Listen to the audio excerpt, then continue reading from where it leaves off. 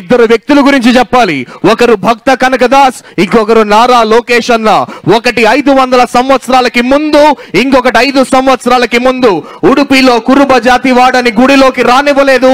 మంగళగిరిలో కూడా ఓటమి పాలయ్యారు. అయినా ఉడుపిలో కనకదాస్ గారు అక్కడే నిలబడి కృష్ణవర్యులకి తన గళాన్ని విప్పితే మంగళగిరిలోనే నిలబడి యువగళాన్ని విప్పాడు. గళము విప్పిన కనకదాసుని చూడడానికి కృష్ణుడే తిరిగితే, యువగళము విప్పిన లోకేష్ అన్నను చూడటానికి రాష్ట్రం మొత్తం తిరిగింది. ఆ రోజు భక్త కనకదాస్ ఏ విధంగా అయితే విజయాన్ని సాధించాడో, అనితర సాధ్యమైన విజయాన్ని సాధించి యువగళ నాయకుడిగా నిలబడినటువంటి ఈనాటి కార్యక్రమ ముఖ్య అతిథి ఆంధ్రప్రదేశ్ రాష్ట్ర ఐటీ శాఖ అమాత్యవర్యులు, విద్యాశాఖ అమాత్యవర్యులు శ్రీ నారా లోకేష్ గారిని వారి సందేశం అందజేయవలసిందిగా కళ్యాణదుర్గ నియోజకవర్గం అందరి కరతాళ ధ్వనుల మధ్య సాదరంగా సగౌరవంగా వారిని ఆహ్వానిస్తున్నాం. హార్టీ వెల్కమ్ అన్న.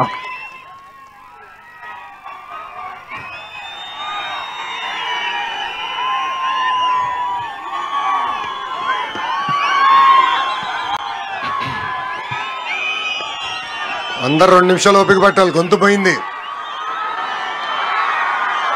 మొన్న క్రికెట్ మ్యాచ్కి వెళ్ళాను. అక్కడ మన టీం కోసం అరిసి గొంతు పోయింది, ఇంకా కోలుకోలేదు. జై కనక, జై కనక, జై జై కనక. ఈరోజు చాలా మంచి రోజు. మహాభక్తుడు కనకదాస్ గారి జయంతి. అంతేకాదు కనకదాస్ గారి జయంతిని ఏకంగా ప్రభుత్వ పండగగా ఈ రోజు నుంచి మనం నిర్వహించుకుంటాం జరుగుతుంది. ఈరోజు పెద్ద ఎత్తున కనకదాస్ గారి విగ్రహం కూడా మన ఆవిష్కరణ చేసుకుంటాం కూడా నాకు చాలా చాలా ఆనందంగా ఉంది. ఇది కేవలం ఒక కార్యక్రమం కాదు, 3 కార్యక్రమాలు ఈరోజు మనం నిర్వహించుకుంటాం జరుగుతుంది. కనకదాస్ గారు ఆయన రాసిన గొప్ప పాటలతో ఏకంగా కృష్ణుని కూడా తన వైపుని తిప్పుకున్నారు. ప్రజల్లో ఏకంగా దైవ భక్తిని పెంచారు మన కనకదాసు గారు. ప్రజల్లో చైతన్యం తీసుకొచ్చారు.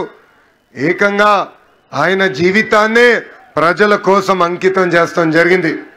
చిన్న వయసులో అద్భుతంగా చదివి సైన్యంలో చేరి ఏకంగా యుద్ధాల్లో కూడా ఆయన పాల్గొనడం జరిగింది. దాని తర్వాత భక్తికి, ప్రజలకి ఆయన అహర్నిశలు సేవ చేస్తాం జరిగింది.